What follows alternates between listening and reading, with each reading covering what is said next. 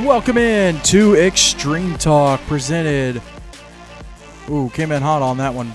Extreme Talk presented by Complete Real Estate, Complete Financial Management.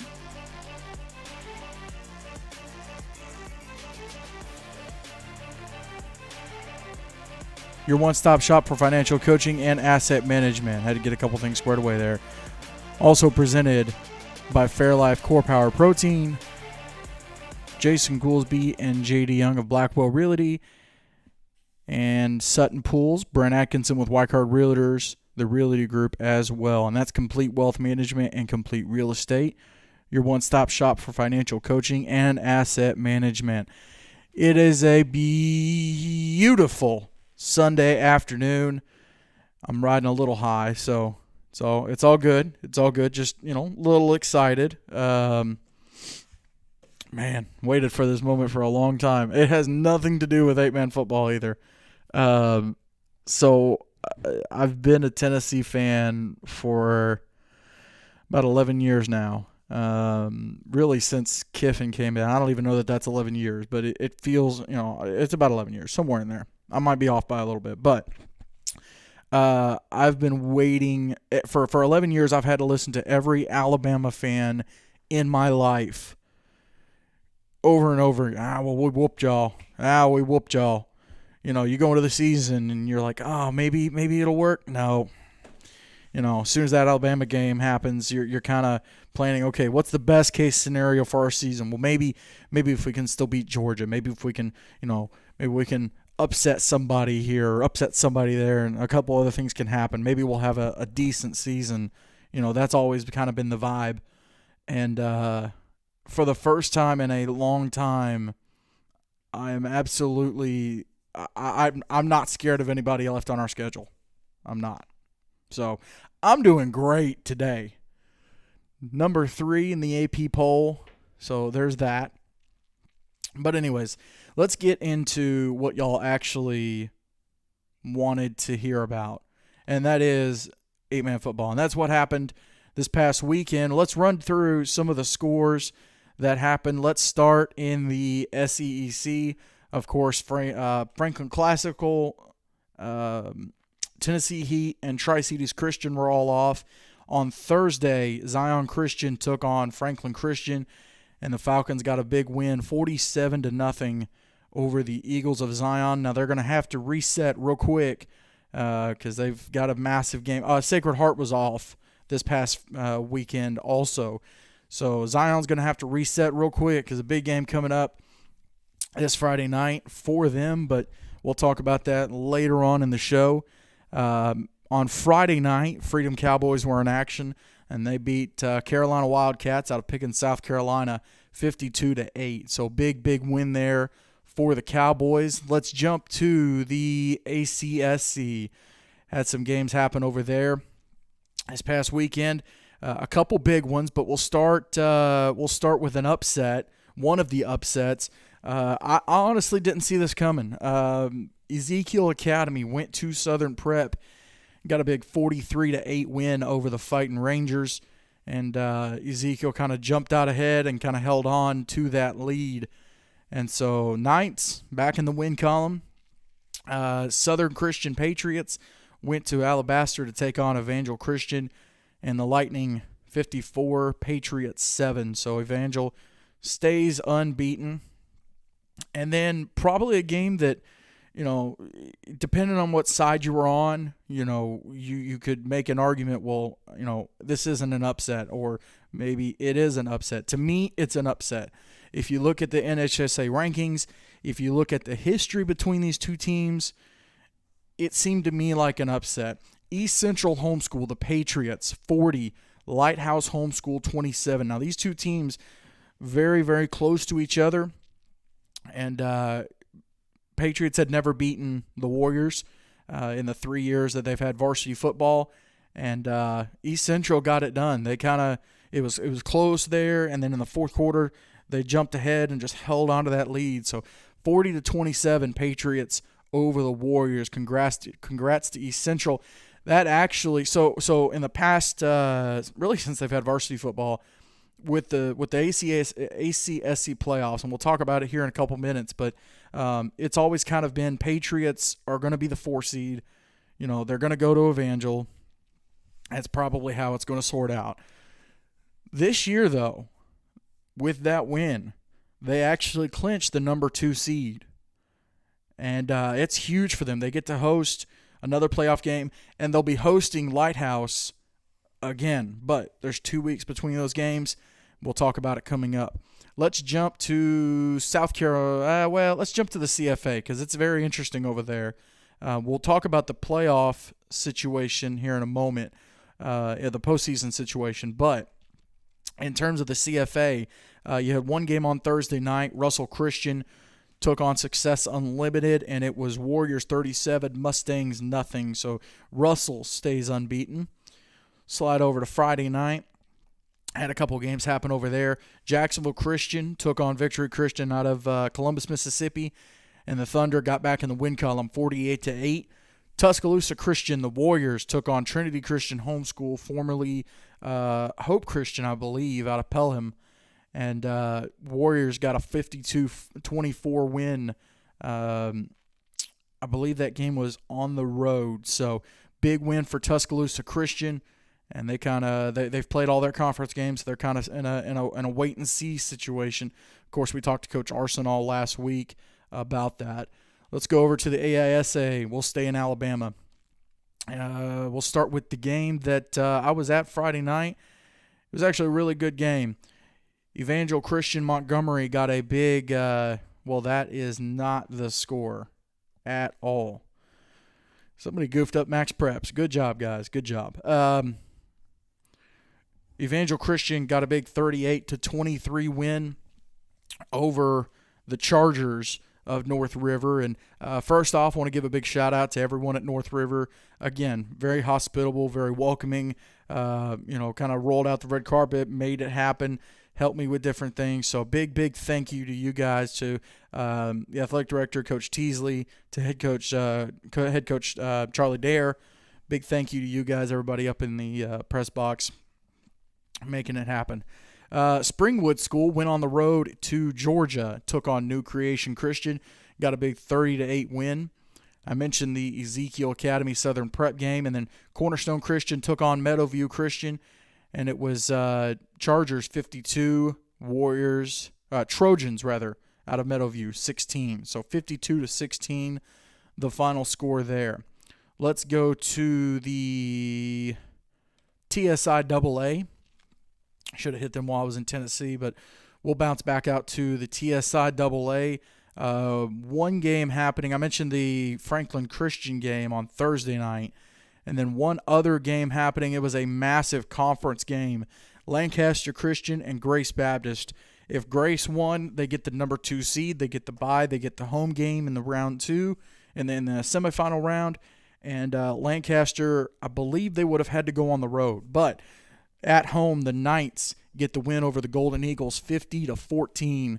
Handle business. And so Lancaster will be home. Grace drops to I believe it's the 5th seed, but we'll look at it here in a minute, and they'll be on the road. So big win for the Knights there.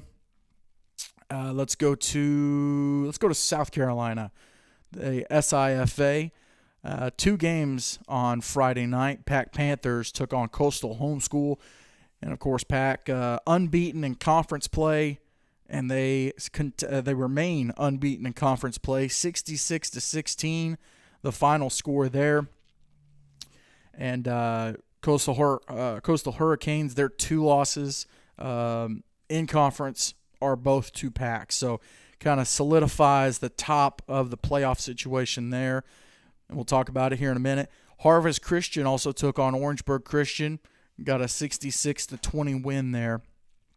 So big conference win for Harvest. And Augusta Eagles off this week. Let's go to the Heartland Conference. One game this past Thursday. Supposed to be 2 games. One game actually played. Crossover Prep.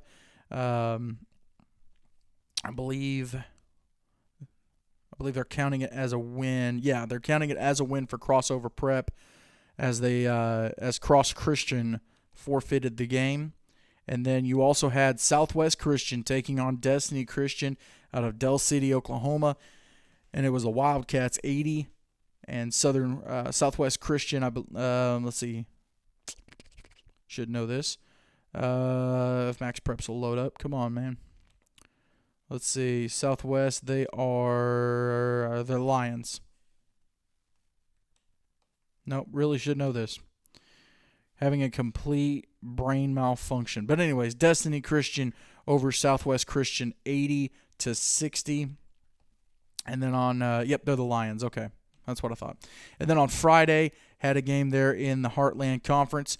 Abundant Life Christian took on West Memphis Christian. West Memphis coming out of the MAIS. And it was the Owls with a big 47-34 win over the Black Knights. And so Abundant Life stays unbeaten. And found out a little bit more about their playoff and postseason situation. They actually do a poll every week, BCS style, and that's kind of how they sort out, playoff situations. So learning more and more about that conference. Some very good teams in that conference. So we'll have to see what sorts out. I believe their last week of play is the 28th, week of the 28th. I have some games on the 28th and 29th, so we'll have to see what sorts out what happens there. Let's bounce out to the NHSA Top 25. And let me get that pulled up. I'm actually going to do a little visual demonstration here. Once I get it pulled up.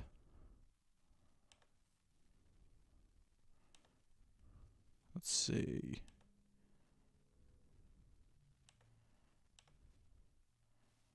There we go. Let me see if I can zoom in just a little bit more. Yep, there we go. Let's see how it looks over here. So if you're watching, you should be able to see. If you're just listening, we'll go through them. We'll run through them. So, Evangel Christian currently sits at 8-0. And they are number 1. Russell Christian at number 2. You know what? Let me pull up the previous rankings. And we'll just run through them and see how everybody moved around. So, Evangel Christian stays at number 1. Russell Christian at number 2. Freedom at number 3, Franklin Christian at 4, Jacksonville Christian at 5. KC East has actually moved down to number 6, and KC East has moved to number 7. At number 6 is the Fort Wayne King Crusaders. Nope. Number 6 is KC East. Okay. I got to remember which one I'm looking at. So my phone is last week's, laptop is this week's. Okay. So number 6 is KC East. And in terms of talking about some of the scores, I did miss a couple of them. Speaking of KC East, if you have not seen the final score from their game Friday, thoughts and prayers to the scoreboard with that game. It was KC East taking on Life Prep, and it was the Lions 106-74 getting the win. 106-74, so 180 points scored that night.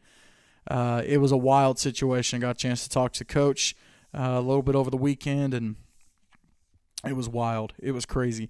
Hillcrest Christian with a 52-38 win, and I think that's all the ones I missed. So we'll bounce back out to the standings.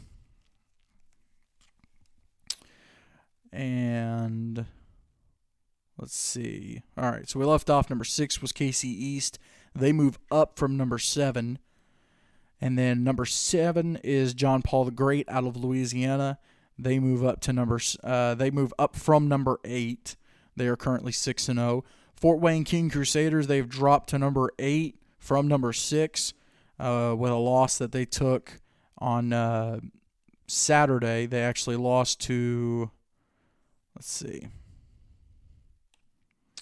They lost to Toledo Christian out of Oklahoma. John Paul the Great got a 68-0 win on Saturday as well. So big win for them, and Fort Wayne lost to Toledo Christian, which is they're having a great year in the Northern 8 Conference up there in Ohio. So they dropped to number 8. Manhattan Eagles have moved up to number 9 from 10. Cornerstone has moved up to 10.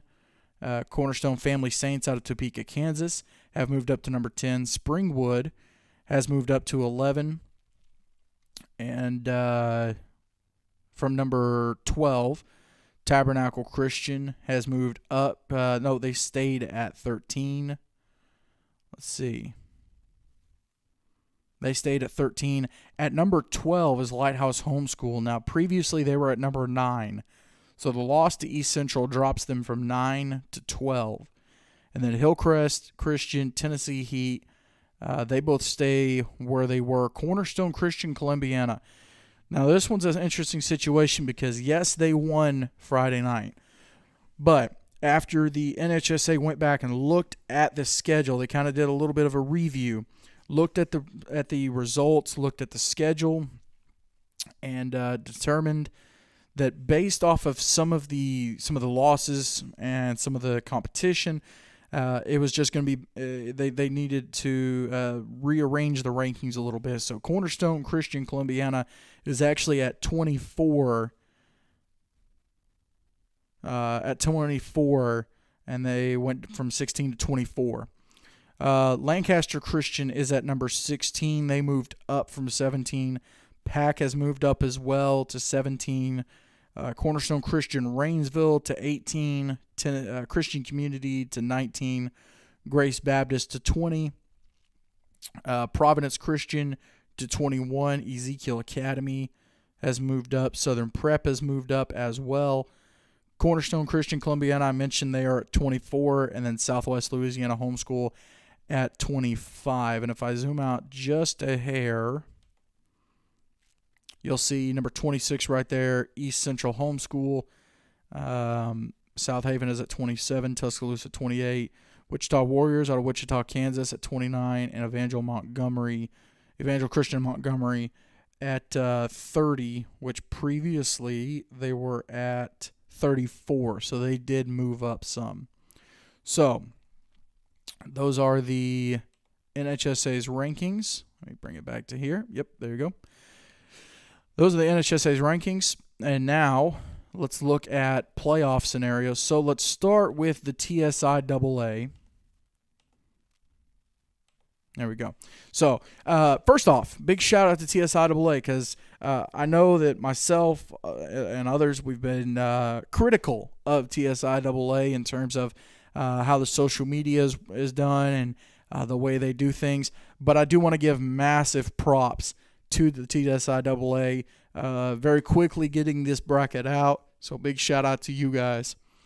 So, last week of their regular season was this past Friday night, and so the playoff scenario is set. The playoffs are set. On this Friday, Christian Community will host Grace Baptist. Christian Community, the 4 seed, Grace Baptist, the 5 seed. And then Lancaster Christian, the 3 seed, they will host South Haven Christian, who are the 6 seed. So both those games taking place as of right now on Friday night. And, of course, Franklin Christian, Providence Christian getting the first round bye, and then they will host, FCA will host the winner of Christian Community and Grace Baptist, and Providence will host the winner of Lancaster Christian and South Haven. And then, of course, the conference championship game is scheduled for the 5th at 7 p.m., and it will be hosted at Franklin Christian Academy. So that is the playoffs for the TSIAA. And let me bounce out real quick to see if I can get it pulled up. Let's see. I don't want to jump there yet. We'll talk about the CFA here in a moment because it gets really, really interesting with a game coming up. Let's go to the SIFA. And computer froze up. Let's see.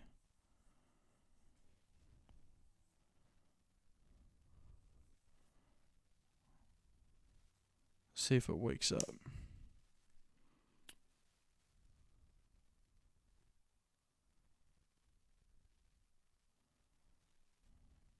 Well, that's not good. There we go. All right. All right. Let's reset this page real quick. Let's go to the CFA. All right, here we go. We're back in business. So,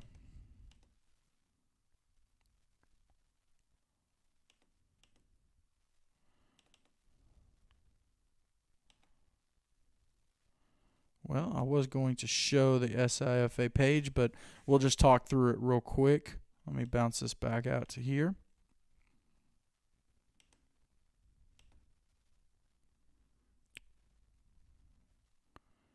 Let's see. All right, well, it's going to stay on that page. Let me look at something real quick.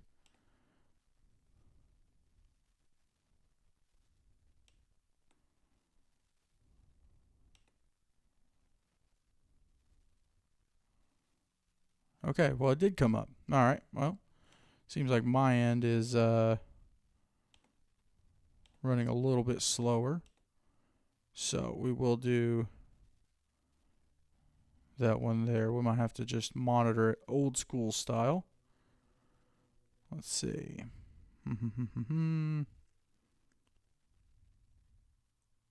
All right, so make sure. All right, let's talk through the SIFA. So Pack Panthers with a win. They moved to 6-0 in conference play. And, of course, 2 games left for them coming up, Augusta Eagles and Orangeburg Christian. Coastal Hurricanes now at 4-2, and they do have a game left against Harvest Christian. There was a game they were supposed to play against Orangeburg Christian earlier this season, and that game ended up getting canceled, and I don't believe they're going to make that game up. So they are 4-2, and they have 1 conference game left. Augusta Eagles are 3-3. They have a game left against the Pack Panthers.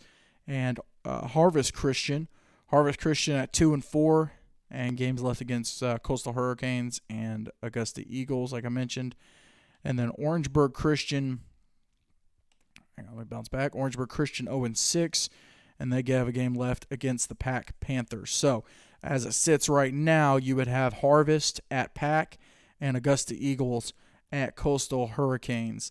Let's bounce over to the AISA. So as of right now, actually, Evangel Christian would be the 3 seed, but Springwood School at 3-1 with their win over Southern Prep, who is also 3-1. Springwood has the number 1 seed. They have North River Christian left. Southern Prep has Evangel Christian Montgomery left, and then Evangel Christian Montgomery, like I mentioned, probably would be there at the 3 seed. They are 2-2, and they have a game left against 2-2. The game left against Springwood, so that's a big one in terms of standings. And then Evangel Christian Montgomery, they are 2-1 with a win over North River Friday night, and they have games against Cornerstone Christian Columbiana and Southern Prep remaining. And then Cornerstone Christian at 2-2. They have Evangel Christian Montgomery left. So if the playoffs started today, North River would have the 4 seed via their win over Cornerstone Christian Columbiana, and then Evangel Christian would be the 3 seed. So North River would be 4. These two would be swapped right here, and you would have North River on the road at Springwood School, and then Evangel Christian Montgomery on the road at Southern Prep. So still a few things to get sorted out there. Let's bounce to the SEEC, the SEEC conference is kind of redundant. Let's see if we can get this page pulled up. There we go. All right, so Tennessee Heat and conference play are 2-0. Franklin Classical is 0-1. Tri-Cities Christian is also 0-1. And they play each other this Friday night. The winner of that game will go to the Freedom Cowboys the 29th, and that game is set for 7 p.m. And then Freedom Cowboys are 2-0. Zion Christian is 0-1. And Sacred Heart is 0-1 as well due to their forfeit loss to Freedom. So they play each other on Friday night also, and the winner of that game will go play the Tennessee Heat. So this Friday night, two big SEAC games. It's basically winning you're in, essentially. And then funny enough, Heat and Cowboys actually play each other this Friday night as well in the Independence Bowl. So all the SEAC teams playing each other, but we'll talk about that coming up at the end of the show. And then real quick, you know what? I'm actually going to recap that game, the CFA situation, after we do this interview, and I want to go ahead and get my guest here on the phone. We'll go ahead and get him queued up real quick.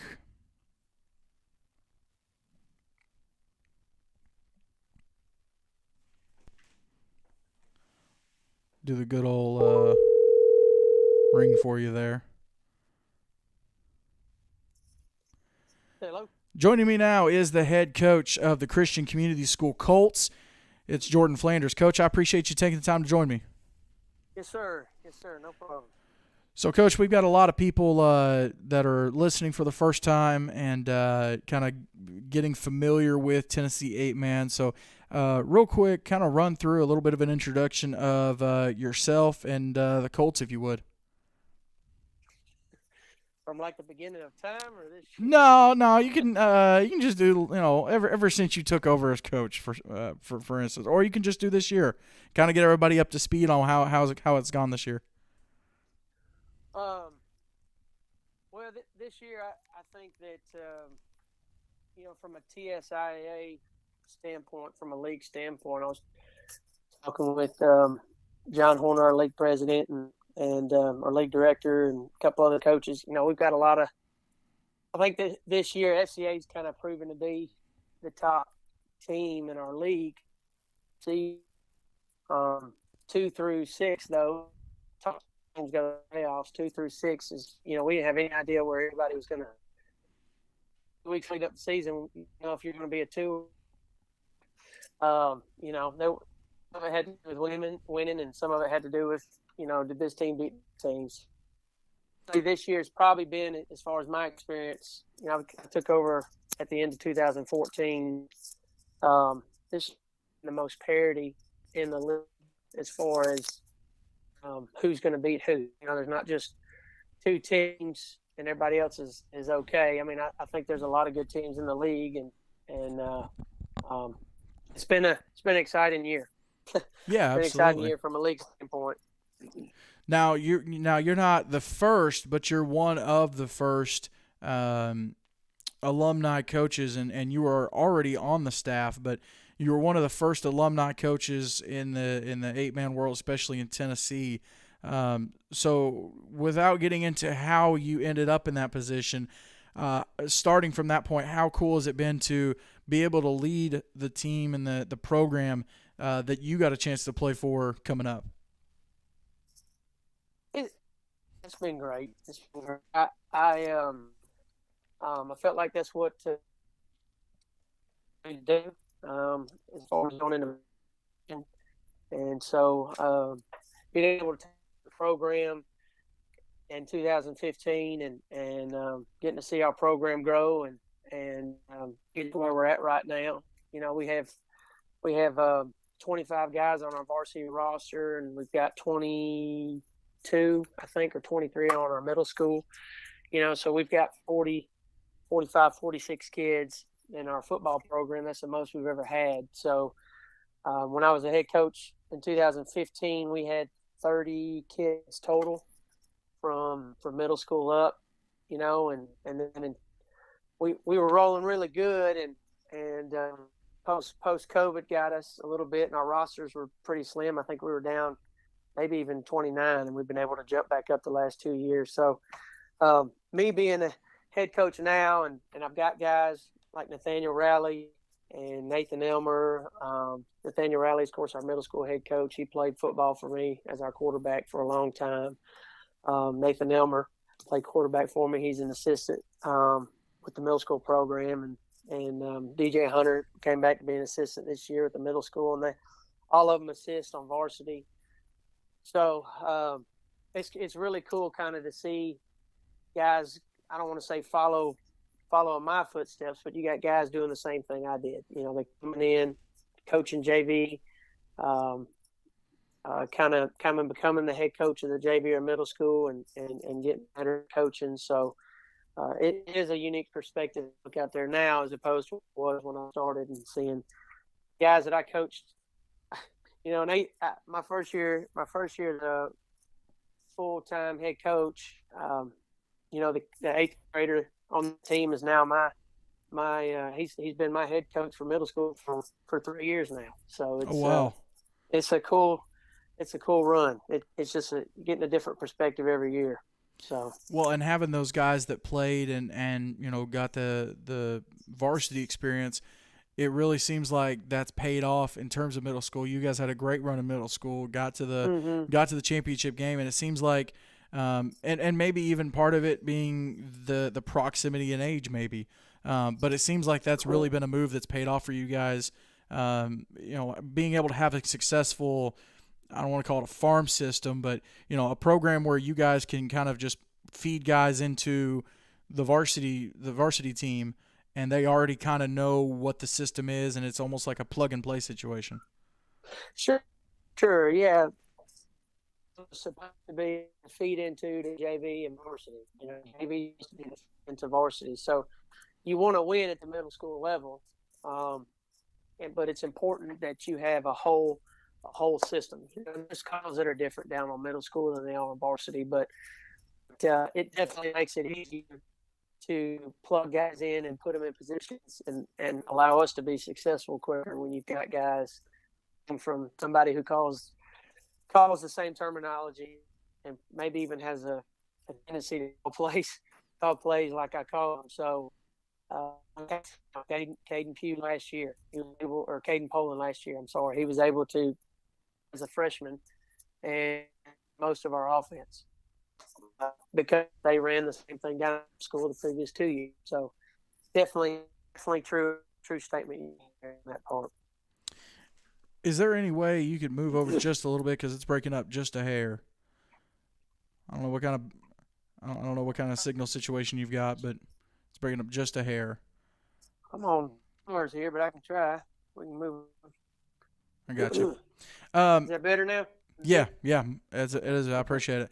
So in terms of conference play this year, TSIAA going away from the division system, and everybody kind of played everybody. Which with 7 teams, it'd be tough, to do division. It wouldn't be tough, but 7 teams, everybody can kind of play each other. It's just 6 games.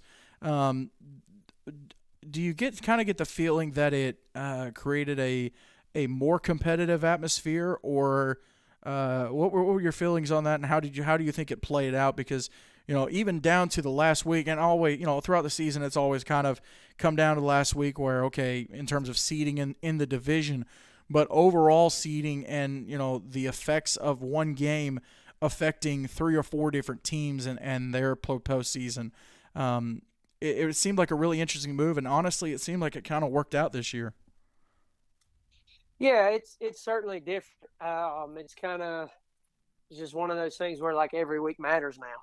Right. And so when you go from having to play, 3 or 4 bowl games, one year we had to play 5. It kind of didn't division play, and you've got 10 week games. You can schedule in a bye differently here, or somebody gets bone bruised, and you have its opponent behind them doesn't necessarily cost you as much in the playoffs. This year's been different. You play 7 ball games, or you got to play 6 ball games in 9 weeks, I believe. So we have fall break on one of them, so we're weeks games, so that allows we have 2 non-conference games. But for us this year, it's just been a weird year with it from an injury standpoint. It seems like we've had just major injuries right when big games came up. So right. Of not having as much pressure, have to win every week, to this year you have to win every week. Then I'd say it's been more competitive. standpoint. It's been fun. I think it made the league better this year in that term of having everybody be in the same division. Yeah, for sure. And like you mentioned, there was a lot of parity. Like there's been over the last couple of years where, of course you had the top team, but then in the middle there was there were from two to six, like you mentioned. It was just close. It was tight. Everybody kind of beat everybody, and standings were kind of similar. So it made that one game Friday night, like I said, impact three or four different teams and how their postseason plans worked out. Mm-hmm. Mm-hmm. I want to give you a chance. You mentioned a couple of your guys earlier, but I want to give you a chance to kind of hype up and promote some of your guys that maybe shown some leadership over the season, or guys that have had to step up and play at a higher level than maybe even you anticipated them doing so at the beginning of the year. Yeah, so we've certainly had to see where we're at. We want to going into this season. Will Adams was a returner that's been a starting running back for 3 years. Aaron Malham went down third game of the game, third game of the season last year, and tore 2 or 3 ligaments in his foot. Broke a bunch of bones in his foot. He ended up having to have his foot literally fused together. Wow. So they weren't even sure if he'd walk with a normal gait. So he was able to kind of, a lot of credit to him. He worked hard in rehabbing and was able to participate a little bit in spring, not 100%, just a little bit. And then heading into summer, it was, hey, I'm going to try to get you worked in. But we've got to be cautious. We've got to put a snap count. Right. We've got to let you muscle back up to it, and we had, and you had Jake Gustafson coming back and Caden Pullen coming back. From a relative standpoint, you had, 3 of your main dudes coming back from last year. Well, Will Adams dislocates his kneecap week 1 of the football practice in July. And so, that kid had worked his tail off all season long. We have a lift-a-thon in May. He would have been in the 1,200-pound club as far as bench press, squat, deadlift. He'd really worked hard to get up there, and he was very strong. I felt like if he had been able to play this year, he'd have just had an incredible season. But he went down, and, and then Malham's still rehabbing. So we go from having an identity where we're hard-nosed, we're going to, pound it and make you play single coverage to, we got to figure out what our new game plan is. So I thought Aaron did a good job trying to lead from what he could do. He went from being on a snap count early to he is rehabbed completely, and he's playing as many snaps as we feel like he can handle on offense, and as many snaps as he feel like he can handle on defense. He's been a big kid for us this year, but the Jamboree, though, was the last time that we had everybody outside of Will Adams healthy. Right. So we had our best against FCA. FCA was better than us that game. That's not an excuse. Just stating the point. And we lost some against Franklin Christian, and we lost 2 guys against Grace Baptist. And I think we were playing Lancaster, and by halftime I had 6 guys out. Oh, wow. Which would have been like 13 starting spots. Yeah. So, been a weird year in terms of every time we establish, every time guys are starting to get established and people have been able to look to them a little bit on the field, we've had guys go down. And so it's been freak stuff, concussions or they fell on their ankle. I had 2 guys. We got Jake Gustafson back last week. First time we had him back in 6 weeks. He got hurt after he ran over somebody, held on to his jersey and rolled on his ankle. Just freak stuff. Right. So I would say, I'm proud of all of our guys. Our juniors, guys that have probably played a lot and carried a lot of load this year. Will Hinkle has been just a warrior at the defensive end and position. He's not a real vocal leader. He plays so hard every snap. Right. He never comes out. Torrin Gilbert's another one of the kids that done that. Mason Bernard. A lot of those guys have been able to. They don't care what the score is. They just play their tails off. You know, we won in the PCA with moved my guard, my guard and my back. I had to play a whole game with his quarterback. So, interesting year. But they kept it together. Guys kept it together. And last week we played South Haven, and that's the healthiest we've been since Jamboree. We still had one guy out. Yeah. You know, I feel it showed. South Haven's a good team. They've been rolling, catching on momentum. We were able to on our way, and just felt different on the sideline for the first time this year. We didn't have guys over there, you know, hobbled or in a boot or anybody in a mushroom cap, like we call it, with the guardian cap. Right. So right. because of concussion. So I'm thankful for the glue of some of those guys mentioned, and there's probably some others I'm just forgetting at the moment. They kept it together for us to get healthy again. I'm hoping that'll help us make a run here in the playoffs. So, well, and even with you guys off this past Friday, the Friday before that, going on the road to South Haven, being the healthiest you've been all year, getting a big win on the road against a rival, conference rival. It seemed like that's the perfect way to kind of start a run where you guys get hot at just the right time and get not just get hot, but get healthy at just the right time. It seems like all those things come together. And, you know, I wanted to bring up, you know, the last couple of years, of course, in the first round, you guys have gotten knocked out by Lancaster. Of course, you don't have to play Lancaster first round this year, so there's that. But going into a game Friday night where, you know, it's Grace Baptist, you guys have beaten them at their place, but, you know, now they're at your place. You're at home. It's the home crowd, the familiarity of being there. How do you keep your guys, especially with having the last week off? How do you keep them from? I don't want to say getting complacent, but how do you keep them on alert in terms of, hey, listen, anything can happen this Friday night. Don't take anything for granted. Yeah, we played Grace the third game of the year, and I think their quarterback was out that game, and right. So we were able to. We came along with a 30-14 win. You know, we had a couple guys go down in that game, but it changes your offense a lot when you have somebody go down and you got to put somebody new in there. Their first regular season loss, by the way, since they came to 8-man. So congrats on that. Yeah, I hope. I hope we can give them their first playoff. There you go. Loss. There you go. 8-man too. You know, that would be.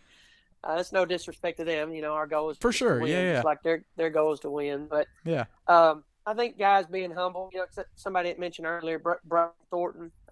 He's number 17. He's a taller guy on our team, but I mean, he's tough as nails. Guys like that.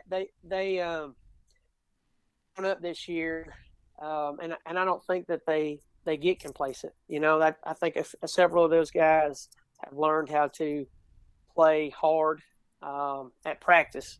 Learning to prepare better at practice has been a mantra for us this year. You know, our guys will fight hard and they'll play to the very end of the game. Right. Sometimes it's not your will to win; it's your will to prepare before you get there. And so, I think everybody being healthy.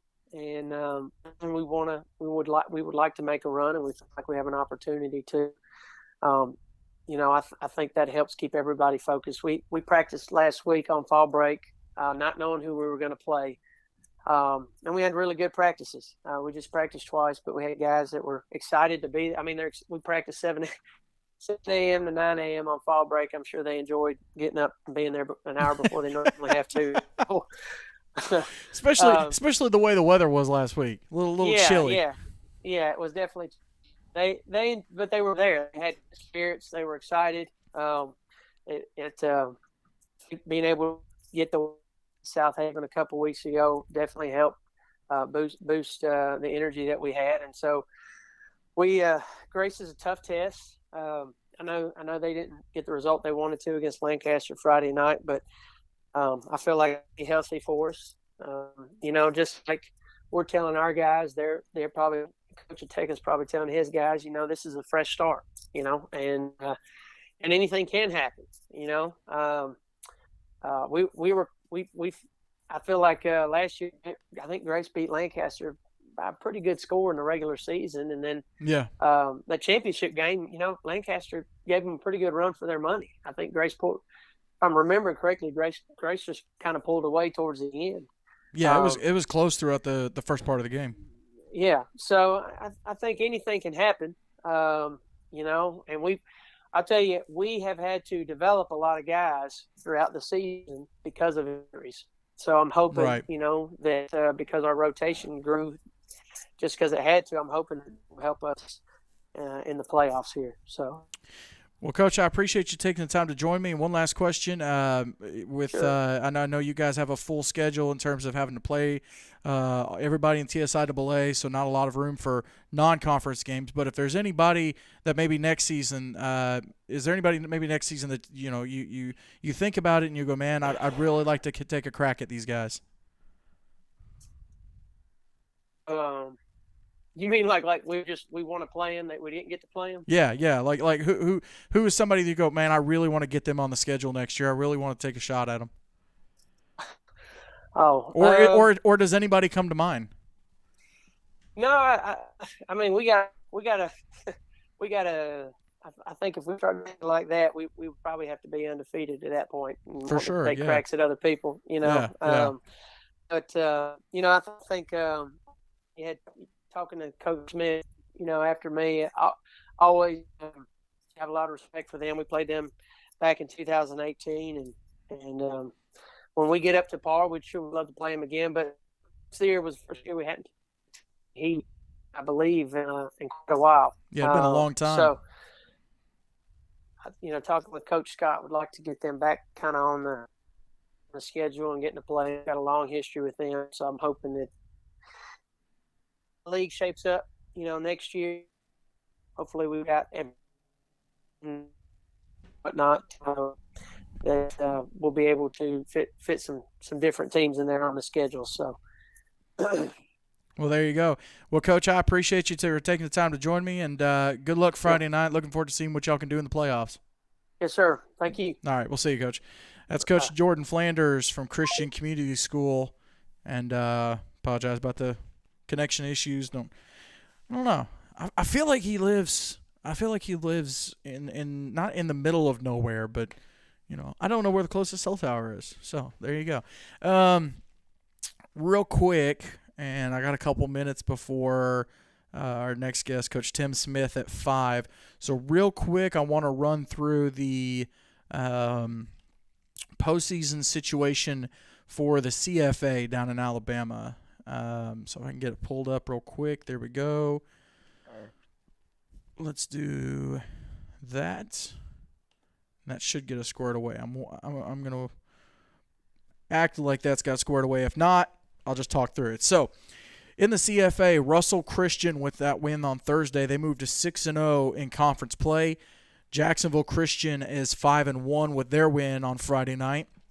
So those two have locked up the top 2 seed, and of course, Russell got the win over Jacksonville a couple weeks ago. Here's where it gets interesting. So this Friday night, let's run through. So Tabernacle Christian is 3-2. They have Cornerstone Christian Rainsville coming up on Friday night. Tuscaloosa Christian is 3-3, and they're kind of in a wait-and-see situation. And then Cornerstone Christian Rainsville 2-3, half Tabernacle coming up. And then Success Unlimited and Victory Christian both at 0-5, and they both play each other Friday night. So somebody's going to get their first conference win. But I'm trying to see. Let's see if it did bring it up. Okay, cool. All right, so you'll get a nice shot of the dashboard there for YouTube. So those are the standings. Now, Tabernacle Christian and Cornerstone Christian Rainsville play each other on Friday night. And if Tabernacle Christian beats Cornerstone Christian Rainsville, then the seeding will be Russell Christian 1, Jacksonville Christian 2, Tabernacle 3, Tuscaloosa 4. So Tuscaloosa will go on the road to Riverside. I keep saying Riverside. Okay, let's try this again. Tuscaloosa will go on the road to Russell. Gotta love live radio. Tabernacle will go on the road to Jacksonville, which during the regular season, both of those games were really good games, really close, really tight games. Matter of fact, I want to pull up real quick the results of those games. Let's see if Max Preps will work with me again. Let's see, let's go Russell Christian, there we go. So Russell Christian and Tuscaloosa earlier this year, first game of the season they played, and Russell got the win, but it was 26-12. And then Tabernacle and Jacksonville Christian, I feel like it was 58-52. Let me double check that score. I feel like that was the final in that game. Let's see. I think it was a Thursday night game too. Let's see.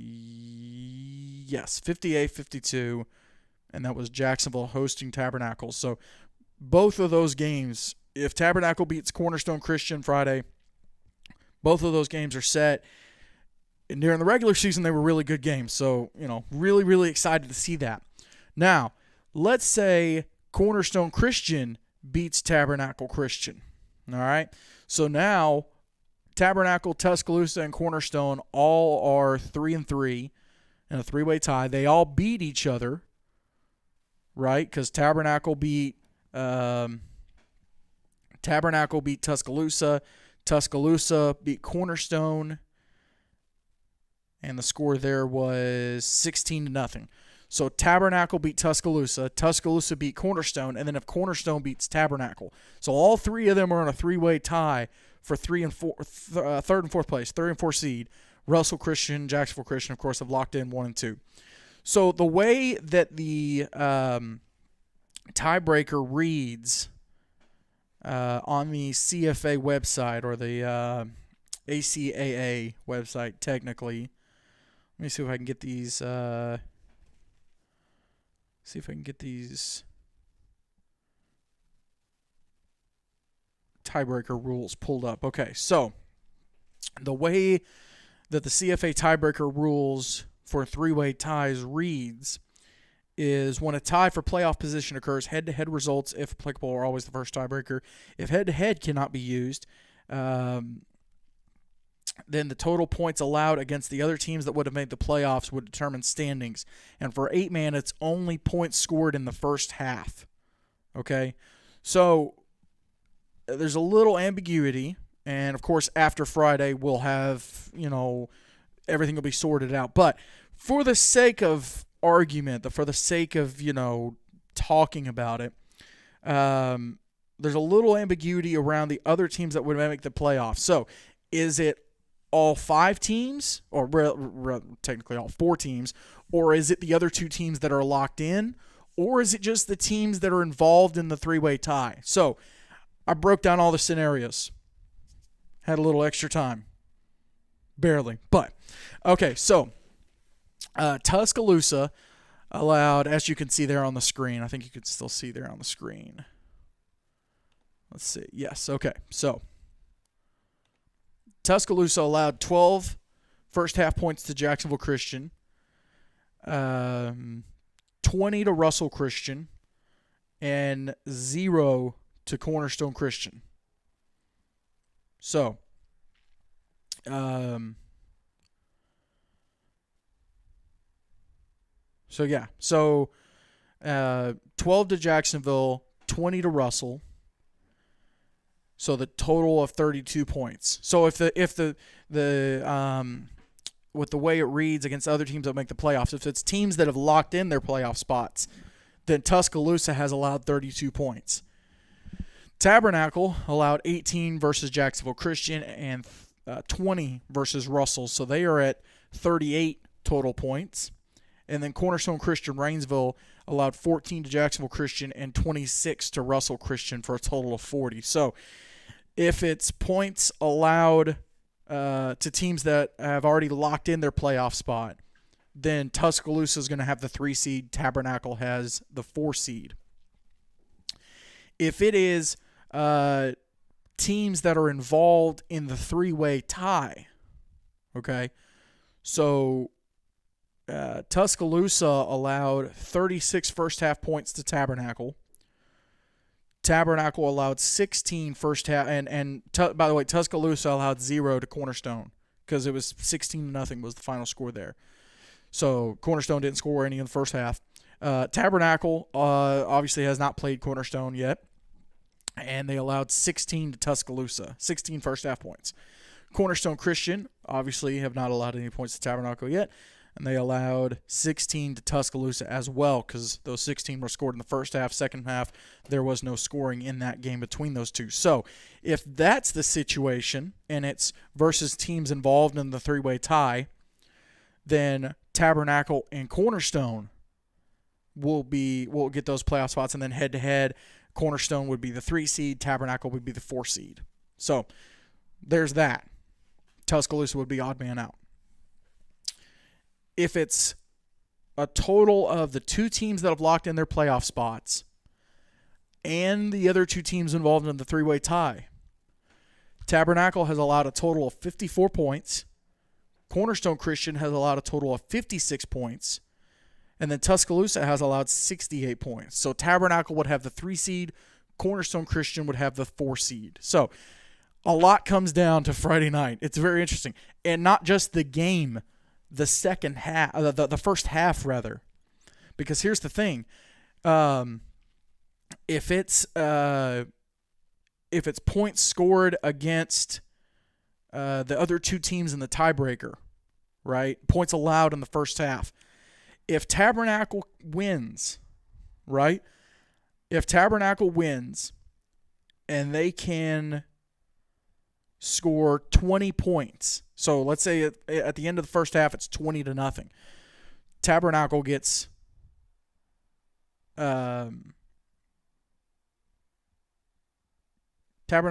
the 1, or Cornerstone would get the 1 seed. And then Tabernacle, Tuscaloosa. So really 20 points is kind of the marker there, right? Because Tuscaloosa allowed 36, Tabernacle allowed 16. So it gets very, very interesting in that situation. So we'll have to see how all of that plays out.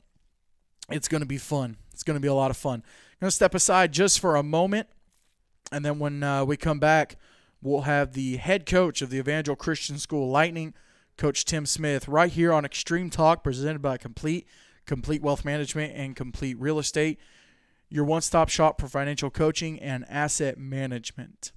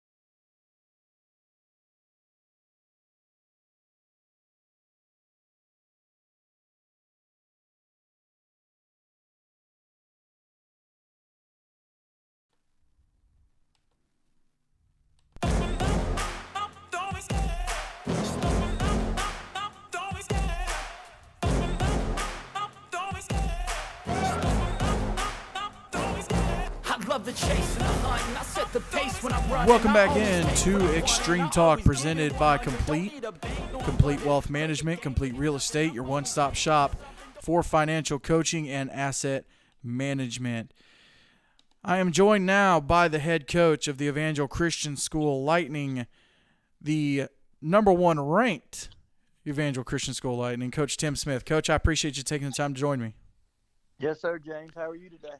Well, I'm actually glad you asked because we talked about this earlier. I am doing fantastic. To get the elephant out of the room, see what I did there? Address the elephant in the room. There you go. Okay, so you guys are unbeaten. You're in the state of Alabama. Everyone would assume that you are an Alabama fan, but you are not an Alabama fan. Not a chance. That's actually I'm an Auburn guy, and last night at about 5:45, I was as big a Tennessee fan as you are. We actually kind of we share that same dislike for the team out of Tuscaloosa, whose name shall not be said. But man, what a feeling! Oh man, and we just flip-flopped. Yeah. We went to number 3 in the AP, so I'm good with it. Yeah, I noticed the sky had a nice orange tint to it last night. It does every night, but it looked just a little bit oranger last night. It was real nice. Right. It was real nice. All right, Coach. So for those that aren't familiar, of course, everyone's seen Evangel all over the place, seen the name, seen everybody. But for those that aren't familiar with you guys, and I know you got a long history, you've been there for forever, had some great teams, but kind of give everybody the dime tour of Evangel Christian, kind of help everybody get to know the Lightning a little bit. Yeah, we're out of Alabaster, Alabama. Evangel's been playing 8-man since 2008. I've been there this is my 6th season. It's just a great school, a great community of people. They love Evangel. It's grown. It's really growing faster than we ever dreamed it could. God has really been good to us. Wow. Turn that down just a little bit. All right. So with you guys at number 1, I'm guessing as you come into practice every week, it's got to be such a competitive atmosphere. Even with the big roster, of course, guys still want to get that playing time. How competitive is it during the week and practice, or how competitive do you and your coaches have to keep it, or how competitive do you want it to be? No, we like the competition. And you're right, our numbers are high for an 8-man team. And Mondays are kind of a day where we go through films and recognition of the team that's coming up. All right, it's our conditioning day. And then Tuesdays are our big day. We scrimmage 1s versus 2s every Tuesday. It's, we spend about an hour in scrimmage on offense and defense together, and then we go special teams. So we talk about it, and we've replaced some starters with some kids that's, just had a better week sometimes. So yeah. It's competitive every Tuesday. Oh, yeah. Yeah. And, I mean, you guys kind of have to keep it that way because week after week, the team coming in, even if they're struggling in the season, even if, it's not been the greatest season or they're coming off a tough loss, coming up and knowing that you guys are coming up that week on that Friday night, you guys have to get everybody's best shot. Everybody has to just really, empty the kitchen sink for you guys. And that was obvious Friday night. Right off the bat, East Central scoring first play of the game, and I know there was some stuff around it, but you guys get everybody's best shot every Friday night. How have the kids reacted to that throughout the season as the season has gone on? Yeah, we tell them. We tell them every week, we are, and that's the exact words we use. We're going to get their best shot. I don't care if they're 7-1, 8-0, or 1-8. They're going to give us their best shot, and we expect it. And we expect our kids, to practice that way. We expect them to play that way, to come out. We always like to start fast. Of course, like you said, this past Friday night, Southern Christian hit a pass on us and scored on the first play, and kind of shocked us a little bit. But we bounced right back, went down and scored. So our kids they're used to the competition, but it's really been a good year for us so far. You know, people would think being in a conference with you guys, you know, you kind of dread how great it's Evangel Week. Well, there's a conference loss. But it seems like the other teams in your conference, it's actually made them better because you have teams like East Central beating Lighthouse for the first time. And I know Lighthouse wasn't 100%, but still, that's a big win for them. You've got Ezekiel, who, you know, they've won the conference championship 2 straight years. They go to Florida playing the national tournament. Lighthouse has stepped up their game over the last couple of years from what it seems. Do you kind of get that feeling too? And you know that the teams in your conference are only getting better, and it's not just because of you guys, but you definitely caused them to want to raise the bar a little bit. Yeah, there's no doubt that the teams in our conference are better, and you said it with East Central. I think they are a fast rising star. They've got some really good wins this year. Coach Daniel Smith's done a great job there. Of course, over at Ezekiel, Hunter Wilson, he's always done a good job there with Ezekiel. And, of course, Coach JJ at Lighthouse now. You know, you can't – I always tell everybody he's one of the best 8-man coaches that we face. He's been doing it so long. And then the new kid on the block, Southern Christian, man, they're coming. I'm telling you, they got some good-looking kids. And sure, they're going to surprise some people. You guys go into Florida every year, and a lot of people have argued over the last couple of years, well, they didn't win the conference championship. Well, you know, but when you're a defending national champion, you got to go back and defend your title, and that's the way that it's kind of been looked at the last couple of years. But you guys going to Florida, it really seems like your folks really enjoy that trip, and for folks that they haven't gone down or haven't been down in a while, maybe they're hesitant. It's such a great atmosphere, and it really looks like your folks really enjoy going down there, not just for the football, but just the experience of going to Panama City Beach in November, and the job that the NHSA does putting that tournament on and housing everybody. Oh, yeah. I really believe if I didn't tell them we were going to Panama City, they may run me off. Our fans and our kids love that trip. And you're right, it's not just about football for us. The fellowship, as you've seen, you've been by there and had a barbecue rib or a sandwich. I've had a couple barbecue ribs. And y'all are always welcome, of course. And we'll be down there this year, I hope. And, of course, Coach Jack Donovan, he's already made plans for what he's cooking. Uh-oh. So, and then we have church on Sunday on the beach. And that has grown from just our team to last year. There was somewhere in the neighborhood of 350, 400 people on the beach, and we baptized 5 or 6 kids in the Gulf. Awesome. It is, and that's what it's about for us. It's not just about football for us. Yeah, for sure. Well, and it can't be. I mean, you look at the growth of you guys, and it really points to a situation of it's not just football. It's people see everything about Evangel and see the success, not just in football, but other sports that y'all have, and see the community that you guys have built. It seems like everybody's really gravitating towards that. Well, I know this. God has blessed us with so many new families and kids that Friday night at our ball game against Southern Christian at our place, the county police had to come by and shut down our gate because there was a line of traffic. No way. So we just had to shut down the gate and let them drive in, park in. If you come to our ball game, you better be there at 6:15 if you want to park. Oh yeah. Man, that's wild. It's a great atmosphere. There's not many places that happens. It's a great atmosphere. Southern Christian brought a good crowd.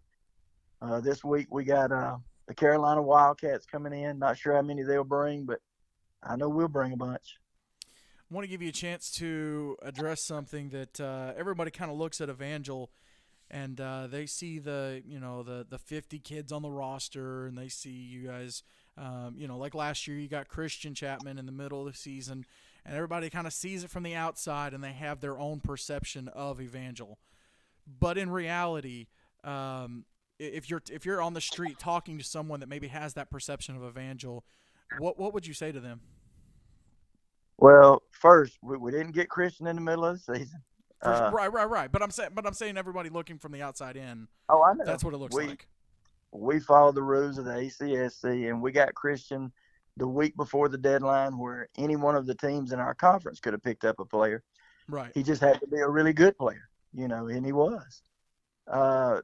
This year we're dressing. I think we got 41 on the roster. It is we have desired to play 11-man football, We have tried to play 11-man football. We cannot get in a conference because we're a homeschool team mainly. We have tried to get into AISA for 6 years, and we just can't seem to crack the code to get in, so to speak. Yeah. So we play 8-man, and we try to play some 11-man, but to be honest, we can't find very many 11-man teams that'll play us anymore. So we tried to put together the best 8-man schedule that we possibly can. Yeah, for sure. And you know, I even playing those 11-man games, you guys still win them. You know, you're beating 11-man teams, you're beating 8-man teams. It really seems like at this point, it's like, man, what else do you want them to do? They're trying to play better competition. They're trying to play up. And, it's almost a matter of, if you're not required to play Evangel because of conference, or, maybe if you're not, friends with coaches or have a history with them, it's almost like you want to stay away from Evangel. You want to stay away from the best, which is almost counterproductive to the spirit of football, because I feel like in football, if you're having a great season, or, you kind of want to gauge where you're at, you want to take a shot at that top team, at that, the 4-time defending champs, and the number one ranked, the unbeaten team. You want to take a shot at them. I don't understand. Do you understand why teams wouldn't want to do that? Because I don't. No, that's not me. I'll use Ezekiel because Hunter and I are friends. Right. If Hunter had been the 4-time national champion, I don't want somebody else to knock him off. I want to be the guy that has the shot to knock him off. Exactly. That's just like this year. They're the 2-time defending ACSC state champs, and that's our number one goal this year. We want to win the state championship. And no, I like the competition. We don't mind. Grace come down last year and beat us in Alabaster. We were fortunate enough to beat them in Panama City, but we'll travel. We've been to Tennessee several times. Yeah. Oh yeah. Don't mind traveling. We like the competition. Maybe you need to promise them some of that Louisiana barbecue if they'll come down and play you guys at your place. Maybe promise them a barbecue dinner afterwards, and maybe you can get them. Because I'm just saying, if I'm a player and I hear that, knowing what I know now, that's a pretty good incentive, because it's good stuff. Now, granted, I'm a big boy. I like the food, but it's a good incentive. I don't know. Maybe think about it.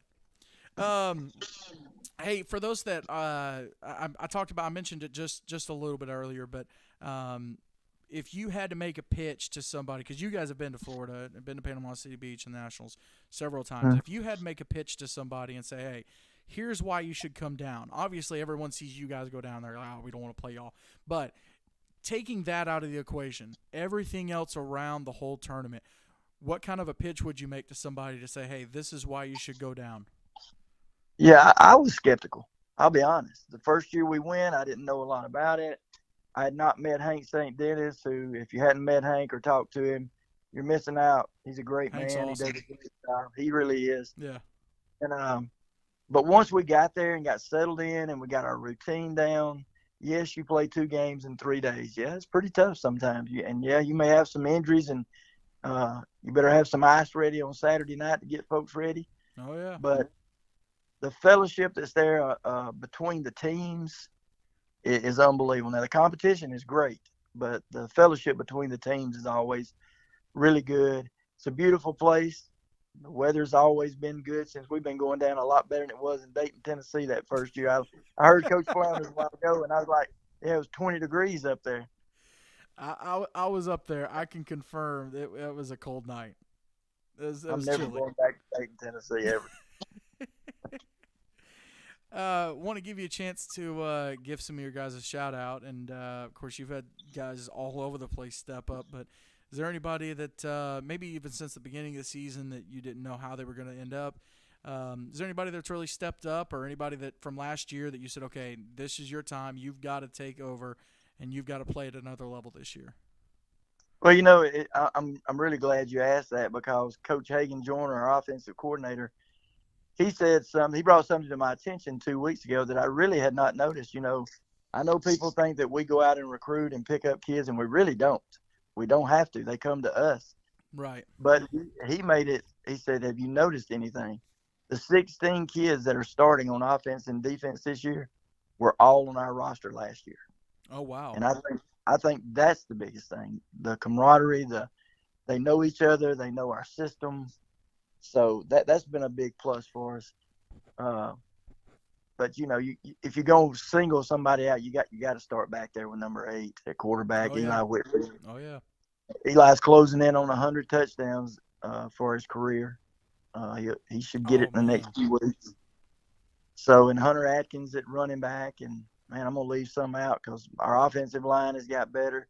On the defensive side, it starts with number 10, Caden Jones, Hayden Black. I mean, those kids on defense. Coach Clay Romano's over the defense this year, and they've done a great job with them.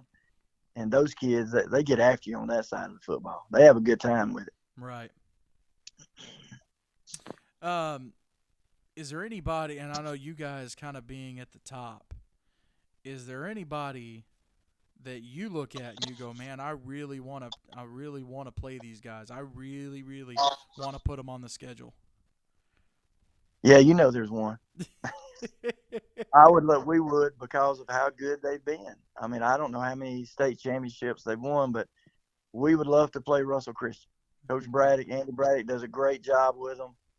But yeah, we would love to play them. There you go. Let's make it happen. Hey, I appreciate you joining me, and I'll make this the last question, but I do want to talk about it. You're involved, while I got you on the phone, you're involved with the Gatlinburg All-American game and now the Rising Stars game up at Rocky Top Sports World. Game happening in December, and last couple years, Rocky Top's done an awesome job with it. Andrew Capps is the guy that kind of runs the whole deal, and he's done a phenomenal job with it. But you're involved with it this year. You were involved with it last year, but this year, kind of directing the whole deal. So talk a little bit about that game, and of course, nominations are open right now, so people can send in, coaches can send in their kids and send them into the committee. But talk about that game a little bit, and the kind of impact that you've seen it have in the 8-man football world. Yeah, it's really been great for 8-man and homeschool kids, athletes, because it's the one big event that they have where there's competition. I mean, we have kids come from California. Oh yeah, no, it's very widespread. It is. We had kids from Chicago come down and play from all over, and it's great competition. But the fellowship there is good. But you're right, Andrew. The job he does up there at Rocky Top. If you've never been to Gatlinburg, Tennessee, and been to Rocky Top Sports World, what a beautiful setting it is, and they do a great job. It's the week before Christmas, so Gatlinburg and everything around is lit up in all the Christmas lights. Oh yeah. Hey, you can even do like me and my wife did last year. You can go to Dollywood. Uh-oh. Yeah, I went to Dollywood. We need to put a camera crew on Coach Tim Smith at Dollywood. That's what we need. Well, let's see. I went and saw the Kingdom Heirs at Southern Gospel. I'm sure y'all would all enjoy that. Right. And we just walk around. We don't ride. I'm too old to ride. Oh no, you got to do a ride. We got you got to get on a ride this year. We gotta have some fun with it. Yeah, they got bumper cars maybe. There you go. Well, Coach, I appreciate you taking the time to join me. And hey, listen, I know you guys have Carolina this week and then playoffs next week. So good luck on the rest of the year, and looking forward to seeing y'all down in Panama City Beach. Yes, sir, James. Thank you for what y'all do. Yes, sir. I appreciate you, Coach. All right. Yes, sir. That's Coach Tim Smith from Evangel Christian, the Lightning down in Alabaster, Alabama. They kind of been the standard. Kind of been right there, and you would think they'd be the team that everybody would want to take a crack at. Everybody wants to take a shot at them, but sometimes a little competition scares some people. Yeah, so that's that. Appreciate him taking the time to join me. Appreciate Coach Flanders taking the time to join me. Good stuff. Two really winning coaches. Both have won a national championship. Coach Smith has won multiple. Both have won conference championships. It's really, really cool. It's really, really cool. All right, so I went through all the playoff scenarios, and let's see. So let's talk about the games coming up this week. This Thursday, Friday, and Saturday. I think there's a couple Thursday night games. So I want to switch over to TSIAA side of things. I mentioned this whenever I went through the bracket earlier in the show. But just to kind of recap, TSIAA games happening this Friday night. As of right now, Friday night, Grace Baptist is on the road at Christian Community, and Golden Eagles and the Colts, they'll play Friday night in the quarterfinal round of the playoffs, as well as Lancaster Christian. They will host South Haven Christian in the first round on Friday night. Of course, that game was close. I think the final was 30-26 when they played a couple weeks ago. And then Christian Community got a big win over Grace Baptist at Grace early on in the season. So those two semifinal games happening on Friday night. And then let's switch over to Seek, because I mentioned it earlier, all the Seek teams are playing each other. And all the games really have significance. At least to me, they all have significance. So, and that's not me just being conference commissioner. This is media, person, all that. They mean something. So, let's run through it real quick. Tri-Cities Christian and Franklin Classical, they play Friday night, 7 p.m., and the winner of that game is going to be heading to Huntsville the 29th at 7 p.m. to take on the Freedom Cowboys. So, Tri-Cities coming in 2-4, Franklin Classical 2-5 overall records, and then both of them 0-1 in conference play, both having lost to the Tennessee Heat. Also Friday night, Zion Christian, they will head to Jackson, Tennessee, which of course both of them played early on in the season at Zion. We were at the game, broadcasted the game. Big win for Zion, but now they've got to go on the road. And Sacred Heart, they have, there we go, give it a little juice. Sacred Heart, they've actually been off. When they play the game Friday night, they'll be off for 17 days. So a long, long time, but they're coming off the win against Lighthouse Christian. So big game there. So both of those winning, you're in. And, of course, the winner of Zion Christian and Sacred Heart will go to Mount Juliet to take on the Tennessee Heat. That game is being played at 12 p.m.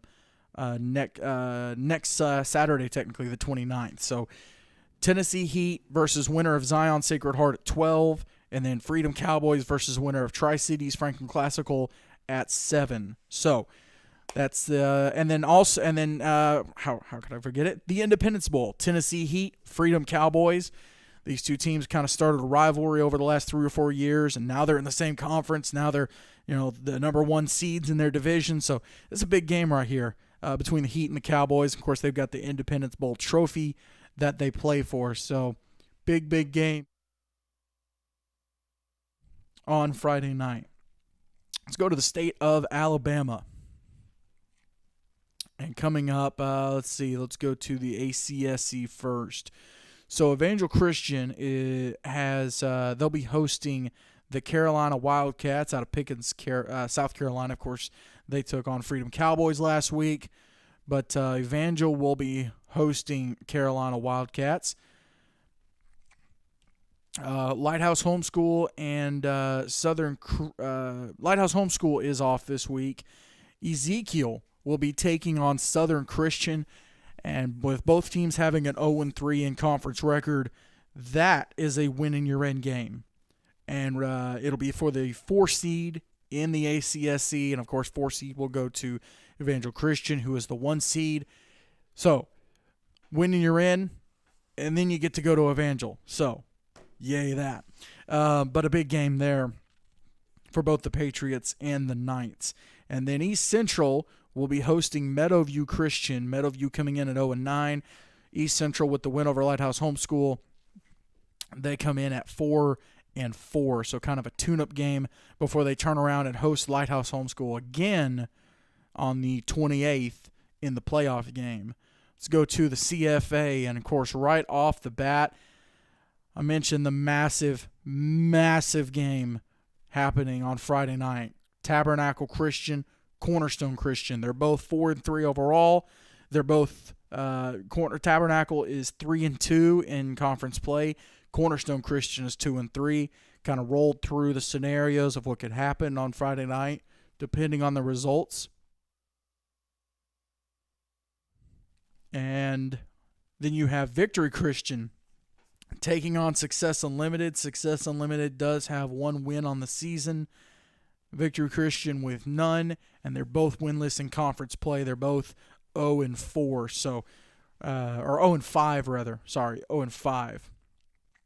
No, 0-4. Yeah, because there's 6 teams in that conference, so they're 7. So they're both 0-5.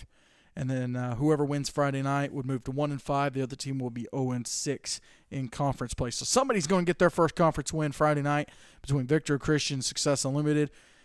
And then somebody's getting in the playoffs between Cornerstone Christian Tabernacle. Or it could be both of them getting in the playoffs, and it could be Tuscaloosa left out. So we'll have to see what happens there. And then in the AISA, skip to games Friday night. So Southern Prep will host Trinity Christian Homeschool at Southern Prep. Evangel Christian, the Lions out of Montgomery, they are on the road at Cornerstone Christian Columbiana. Big conference game there. Evangel Christian coming in at 2-1. Cornerstone Christian, let me pull this up so I don't misspeak.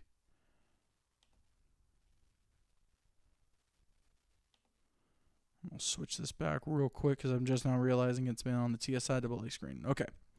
So, AISA. So, Cornerstone Christian is 2-2. Evangel Christian Montgomery is 2-1. So, a big conference game there between the Lions and the Chargers. And then Meadowview Christian, I mentioned, they are at East Central Homeschool. And then Springwood is on the road in Tuscaloosa, or Northport technically, taking on North River Christian. And Springwood comes in at, if I can get this pulled up. Let's see. Where is it at? There we go. Springwood is 3-1 in conference play. North River is 2-2 after the loss to Evangel. So either Springwood can move to 4-1, or North River would move to 2-3, or North River and Springwood could both be at 3-2, and then of course Southern Prep with a non-conference game this week. So that game against the Evangel Christian that Southern Prep has left would be massive. But Cornerstone Evangel Christian has some really big implications on Friday night as well. So looking forward to seeing what comes of that game there. Let's jump over to the SIFA in South Carolina. And on Friday night, you've got the Augusta Eagles taking on Providence Homeschool, the Pack Panthers. Of course, Panthers won the first matchup between the Eagles and the Panthers.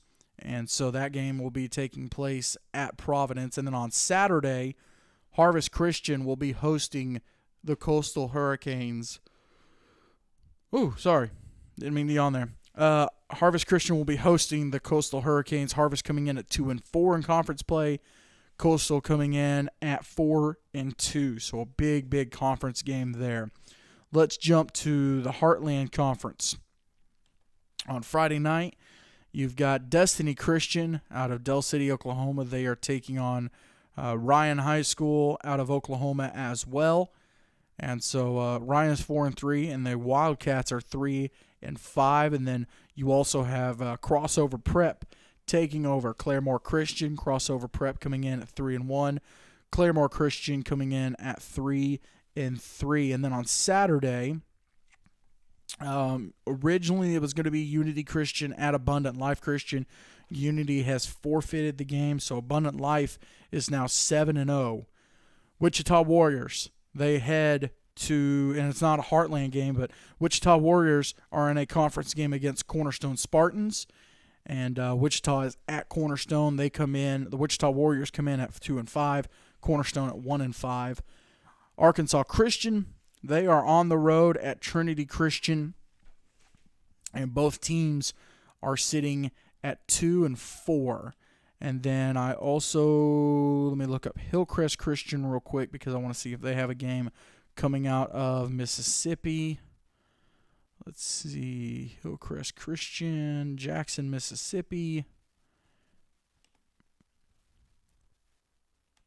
Because let's see, they beat Prentice Christian on Friday night, and then this upcoming Friday night they will take on Parker's Chapel out of El Dorado, Arkansas, and of course they already beat them 32-22. Not this past Friday, but the Friday before that. So playing a home and home there with let's see, what is their mascot name? Parker's Chapel. They are the Trojans, like I said, out of El Dorado, Arkansas. And then I'll look up KC East real quick if I can type.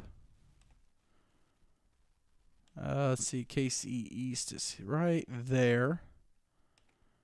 You know, the 104 team, or 106, sorry, 106. Don't want to misquote it. Coming up on Friday night, they will be taking on Northland Christian, also out of Kansas City. And, of course, Northland coached by Seth Bass, former coach here in the Tennessee area. He was with McLean Christian for a couple years, and then went up to Missouri, rather. He was a coach at North Shelby High School, and now he's at Northland Christian and the Chargers. The Trailblazers. So the Trailblazers will be taking on KC East. So that'll do it, I believe. Let me double check a couple games, but I think that's it in terms of games coming up Friday night.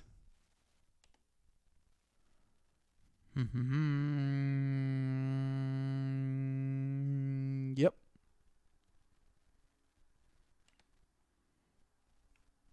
That's it. Yep. It's all the games. All right, well, got a great slate of games coming up on Friday night. And, of course, you might be asking, well, James, what game are you going to be at? So I will be in Rome, Georgia. And the Unity Christian School Lions are taking on the Fidelis Christian School Rangers. And I'm going to pull up Unity Christian real quick because I want to preview this game just a little bit. Two really good teams there coming out of the GAPPS. See if I can get them pulled up real quick.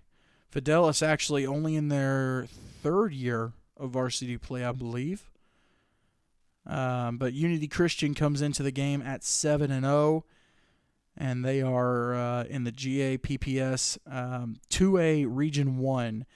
And Fidelis Christian coming in at 4-3. They are 2-1 in conference play. So very, very excited to get to see some Georgia 8-man football. Unity Christian, they've sent several guys to the Gatlinburg All-American game. Got a chance to interact with them there.